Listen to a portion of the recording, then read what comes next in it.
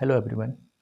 तो जैसा कि हम लोगों ने कल डिस्कस किया था कि संविधान के तहत जो भी गिरफ्तारी से संबंधित प्रावधान दिए गए थे उसके बारे में हम लोगों ने कल आपसे डिस्कस किया था, जिसमें कि हमने आपको बताया था कि जो दो प्रकार की गिरफ्तारी संविधान में प्रावधान के तहत कही गई हैं, जिसमें कि पहला था कि अगर कोई अपराध हो जाए तो अपराध के बाद जब पुलिस कार्रवाई करती है तो उस प्रकार की गिरफ्तारी को हम लोग क्यूरेटिव डिटेंशन या उपचारात्मक गिरफ्तारी कहते हैं।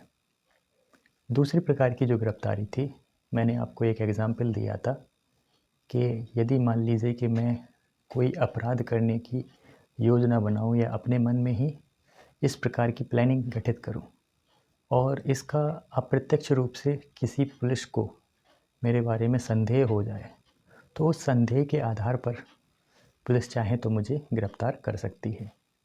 हालांकि मैंने आपसे अनुच्छेद 22 के भाग 4 के उपभाग बी में हमने ये आपसे कहा था कि जो भी प्रिवेंशन है वो 3 माह से अधिक नहीं हो सकती है, और अगर 3 माह से अधिक प्रिवेंशन किसी को में रखा जाता है तो उसके लिए एक एडवाइज़री बोर्ड का गठित किया जाता है।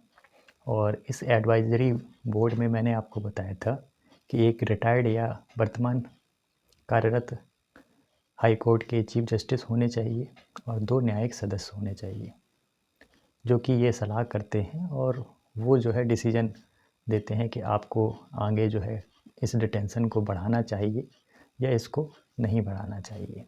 तो ये एक प्रकार का सेफगार्ड मैकेनिज़्म बनाया गया है। हालांकि आज का जो हमारा टॉपिक है, भारत में कई सारे ऐसे कानून हैं जिसमें कि प्रिवेंटिव डिटेंशन रिलेटेड कई सारी बातें कही गई हैं। तो आज चलिए हम लोग उन्हीं सारी कानूनों को, अधिनियमों को जानने का प्रयास करेंगे।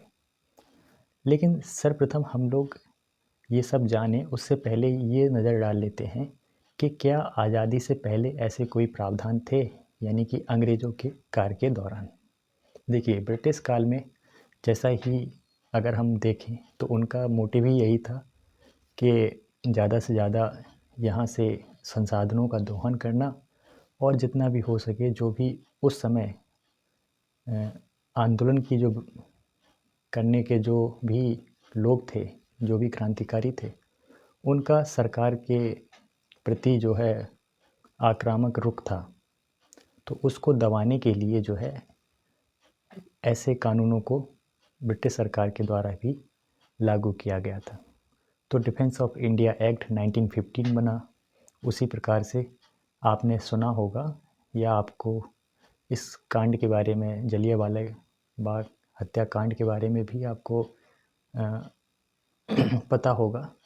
तो उस समय भी एक कानून पास किया गया था रॉलेट एक्ट नाम से।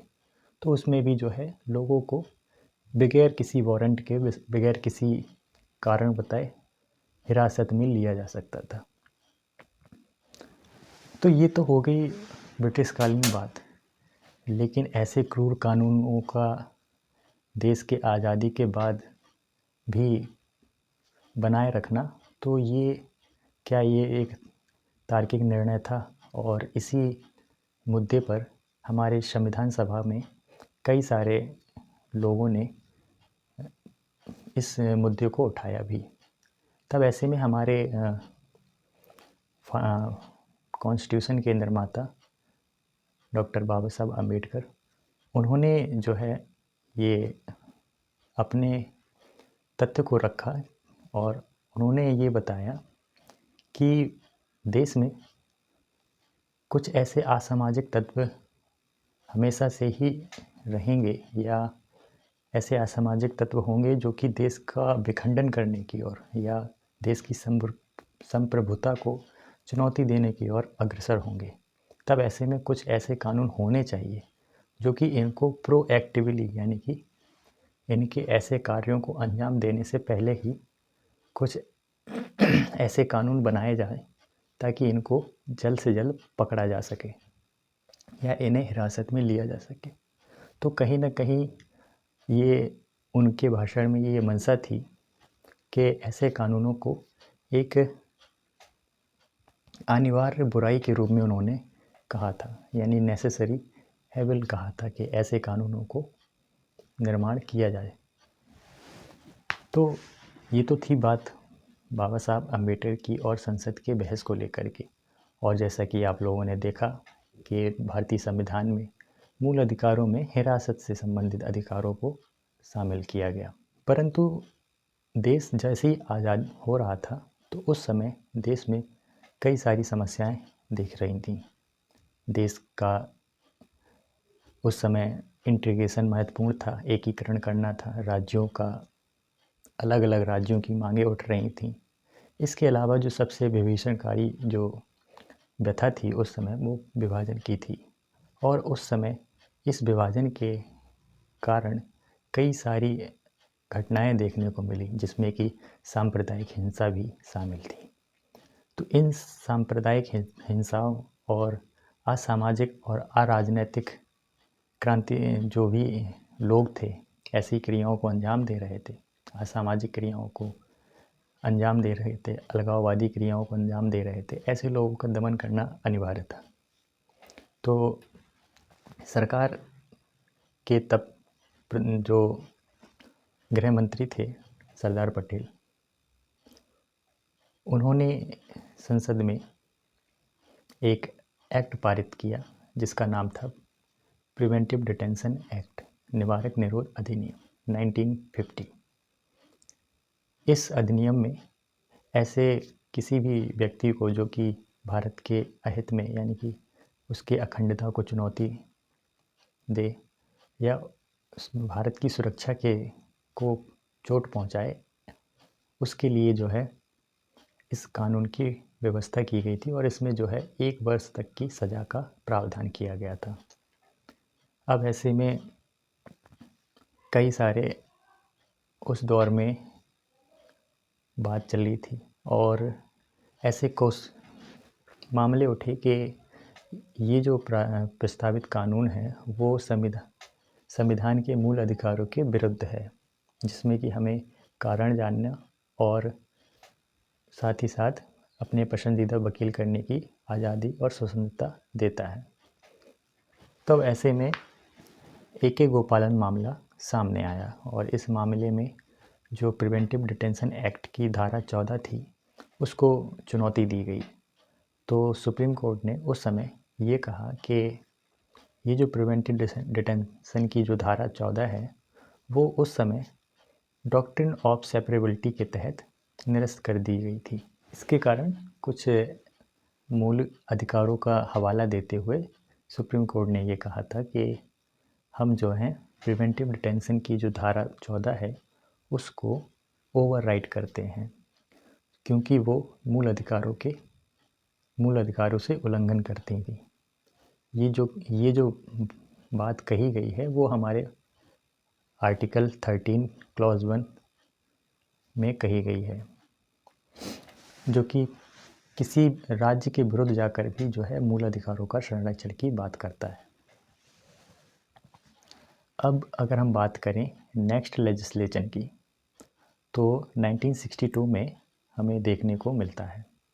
उस समय भारत चीन युद्ध की ये जो समय है वो भारत चीन युद्ध के समय था और ऐसे में जो साम्यवादी विचारधाराएं थीं वो भी प्रबल थीं।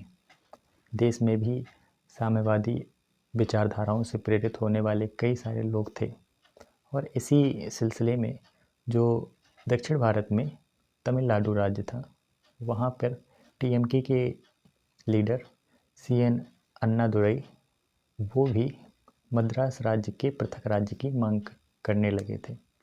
हालांकि आगे चल कर के उन्होंने अपनी पृथककरण के राज्य की मांग को तो हटा लिया, यानी कि रद्द कर दिया, परंतु इससे जो है कई सारी ऐसी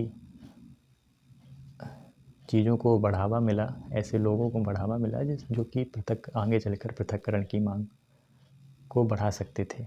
इसके कारण सरकार ने 1967 में एक एक्ट पारित किया जिसका नाम है UFPA एक्ट 1967।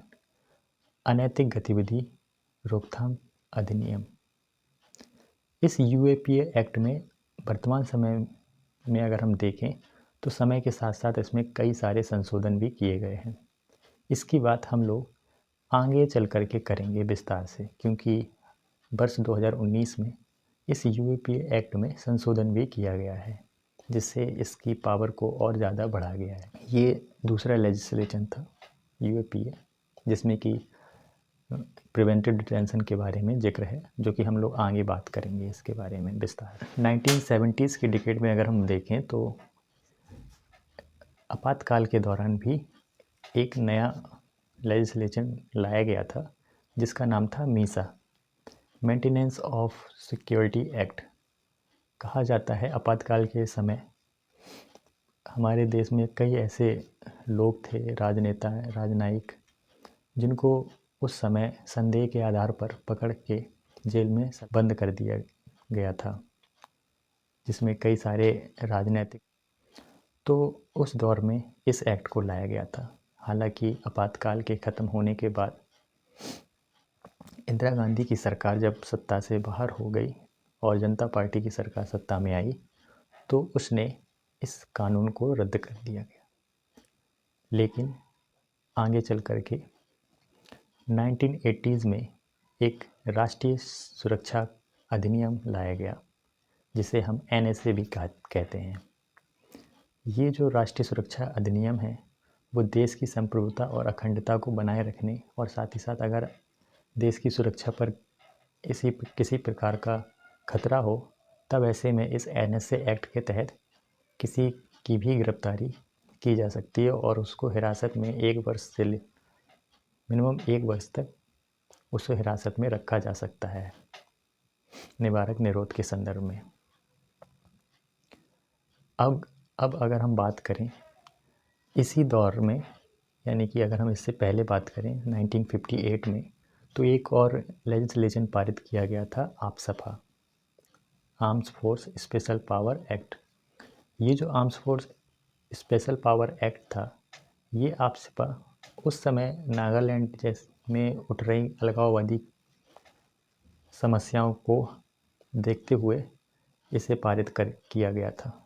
ये कानून ऐसे प्रावधान करता है जिसके तहत जो राज्यों में जब ऐसे हालात उत्पन्न हो जाते हैं जिसमें कि जो साधारण पुलिस है राज्य की, उसके नियंत्रण से जो परिस्थिति है वो ऊपर चली जाती है या बाहर चली जाती है नियंत्रण की, तब ऐसे में सशस्त्र बलों को केंद्र के द्वारा भेजा जा सकता है और उस क्षेत्र को जो पर्टिकुलरली जहाँ पे ऐसे असमंजस वाले क्षेत्र हैं, यानी कि डिस्टर्ब एरिया, उनको करार दिया जा सकता है। इस एक्ट की धारा 3 के तहत किसी भी ऐसे क्षेत्र को डिस्टर्ब एरिया घोषित किया जा सकता है और ऐसे में वहाँ पर सशस्त्र बलों को कुछ विशेष शक्तियाँ दे दी जाती हैं, जैसे कि बिना वारंट के सर्च करने की स्वतंत्रता या किसी भी घर में तलाशी की स्वतंत्रता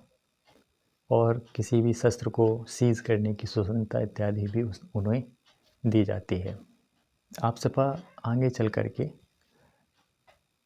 समय समय पर कई सारे राज्यों में भी देखने को मिला, क्योंकि अगर हम देखें तो जम्मू कश्मीर में 1970, 80, 90 के दशक में जम्मू कश्मीर में आतंकवादी घटनाओं के कारण विशेष आपसपा को लगाया गया था और 1984 के दशक में जो खालिस्तान मूवमेंट था उसको सप्रेस करने के लिए पंजाब में आपसपा लगाया गया और फिर आगे चलकर नॉर्थ ईस्ट के अन्य राज्यों में भी आपसपा का कानून को लाया गया था और वर्तमान में भी ये कानून जारी है।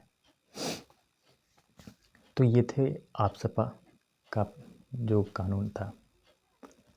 अगर अब हम बात करें 1990 के दशक में, तो आप देखेंगे कि बहुत सारी गतिविधियां इस प्रकार से हो रही थीं और इन गतिविधियों को रोकने के लिए 1984 में एक लेजिस्लेशन लाया गया जिसे टाडा नाम दिया गया, terrorism and descriptive prevention act, Tada जिसका नाम है। इस टाडा एक्ट के तहत जो भी आतंकी गतिविधियां थीं उनको रोकने के लिए ये प्रावधान किया गया था, और इसके तहत किसी भी शख्स को देश की सुरक्षा, अखंडता और संप्रभुता के खतरे के आधार पर उसे 180 डेज तक गिरफ्तार करके बिना वारंट के रखा जा सकता था। इसके बाद वर्ष 1900, हालांकि इस एक्ट को 1995 में इसे ख़त्म कर दिया गया, लेकिन हालात ऐसे उत्पन्न हुए 1990 के दशक के बाद, जैसे कि अगर हम बात करें तो 1999 में प्लेन हाईजैक हुआ था हमारा ICJ 814, जो कि कांधार हाईजैक के नाम से जाना जाता है। उसके बाद 2001 में पार्लियामेंट अटैक, संसद पर हमारे हमला हुआ, और 9/11 जैसी घटनाएं भी देखने को मिली। उससे अगर हम पहले देखें तो 1993 में सीरीज़ ऑफ बॉम्ब ब्लास्ट देखने को मिले हमें मुंबई में। तब ऐसे में एक नए लेजिस्लेशन की ज़रूरत महसूस की गई, और उस समय जनता NDA की गवर्नमेंट के द्वारा ये पोटा नाम का एक एक्ट लाया गया, प्रिवेंशन ऑफ टेररिज्म एक्ट 2001। इस पोटा में कई सारे ऐसे खतरनाक प्रावधान भी शामिल थे, जिनमें कि एक प्रिवेंशन डिटेंशन भी शामिल थी।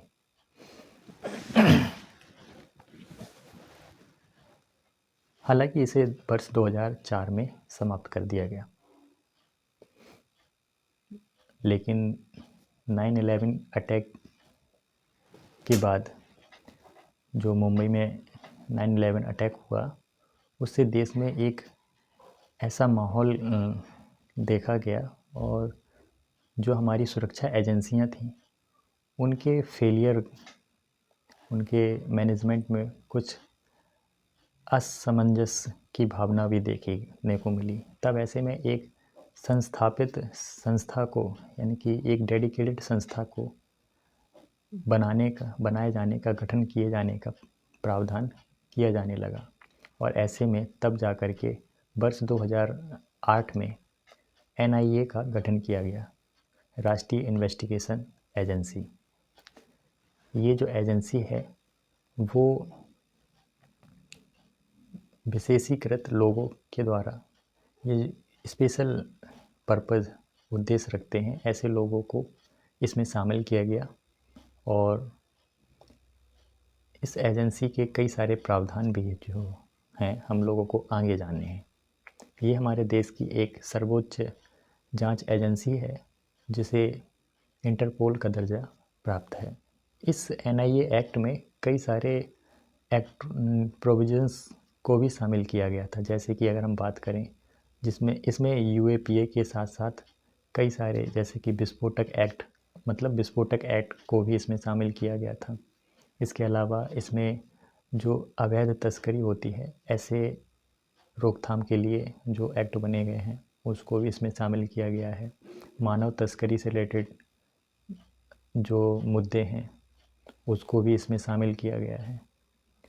Online cyber fraud, cyber terrorism, आतंकवाद, ये सभी के सभी जो गतिविधियां हैं इनकी रोकथाम के लिए NIA विशेषीकृत एजेंसी का निर्माण किया गया है। वर्ष 2019 में इसमें भी संशोधन किया गया है, और NIA की भी पावर को बढ़ाया गया है। तो दोस्तों, ये था हमारा आज का वीडियो लेक्चर, जिसमें कि हम लोगों ने भारत में कई सारे लेजिस्लेशन देखे जो कि राष्ट्रीय सुरक्षा के दृष्टिकोण से भी महत्वपूर्ण हैं, और साथ ही साथ इन कानूनों में प्रिवेंटिव डिटेंशन से रिलेटेड भी प्रावधान किए गए हैं। मिलते हैं हम लोग नए वीडियो के साथ, तब तक के लिए आप अपना ख्याल रखिए। और एक बात और, वीडियो से रिलेटेड अगर आपके कुछ सुझाव हों तो आप वो भी साझा कर सकते हैं। चलिए, धन्यवाद।